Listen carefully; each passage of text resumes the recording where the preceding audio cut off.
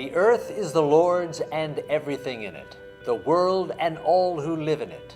Every mountain, every flower in every field, every person in every nation belong to the Lord. As God's children, we open our hands to receive from Him. And as we count our blessings, be it having the ability to work, having a roof over our heads, or clothing to wear, this truth remains: the earth is the Lord's and everything in it. All that we have has come from God and ultimately belongs to Him. 2 Corinthians 9:8 says, "And God is able to bless you abundantly, so that in all things that at all times, having all that you need, you will abound in every good work." Just as God generously gives to us out of His abundance, we are invited to participate in the joy of giving by heaping blessings on others.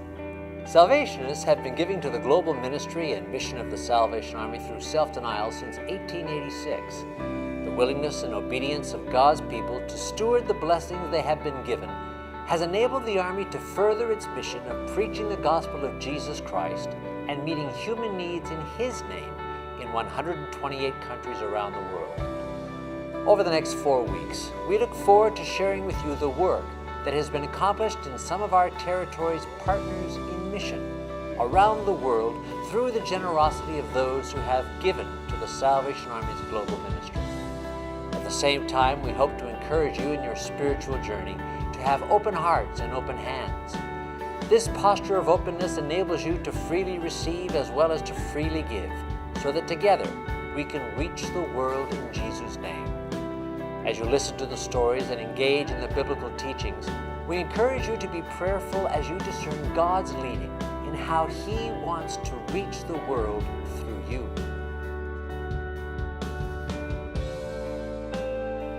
In Kenya, where drought has depleted access to food and water, the Salvation Army has created opportunities for women to start small businesses so that they can provide for the needs of their families. My name is Esther. I live with my husband and 5 children in northwest Kenya, near the South Sudan border. This region called Turkana is very hot and dry. We often experience years of no rain.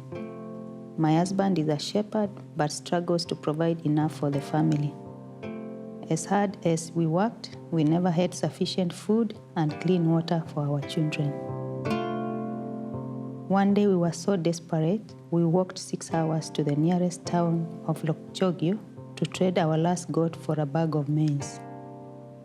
I saw women selling things from small markets and decided that is what I should do. Necklaces are very important in the Turkana culture. When a daughter is born, her father buys her a long beaded necklace. Over the years, a woman will then be given more beads as a sign of wealth, as they can be easily traded for goods. When a woman marries, she wears a metal necklace over the beads. When I told the other women in my village about my plan to start my own business, they were very excited. We created a business group and called it Nakinai Akiyar, which means give me life, and before long, 22 women joined me. I was so proud when they elected me chairwoman. We started sharing the few skills and resources we had, but we were not making any progress. By the time we sold our goods, we hardly made a profit. Then the drought came. We did not have anything to feed our children, so we had to depend on others for help.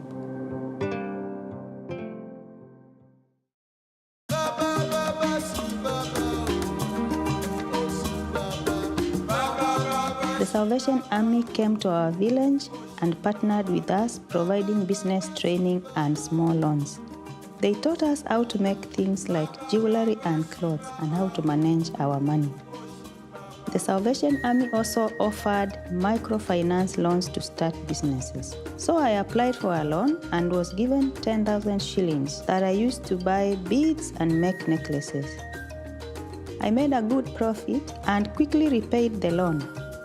I soon started saving and also traded some necklaces for goats.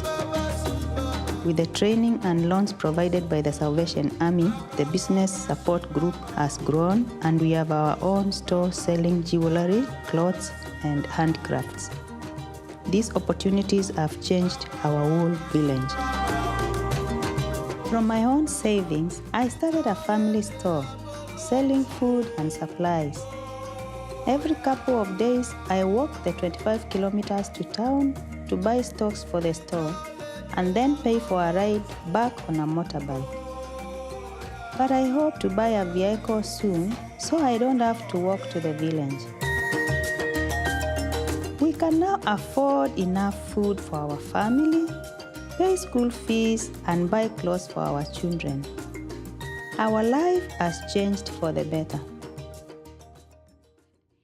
World Services helps the Salvation Army provide for the basic needs of those in desperate circumstances, as well as opportunities for them to provide for themselves in the future. However, there remain countless numbers of people who do not know where their next meal will come from. Will you join us in praying for those around the world who lack food and access to clean water? And as you open your heart to reflect on the blessings you have received in your life, prayerfully consider how God might be inviting you to open your hands to those in need around the world.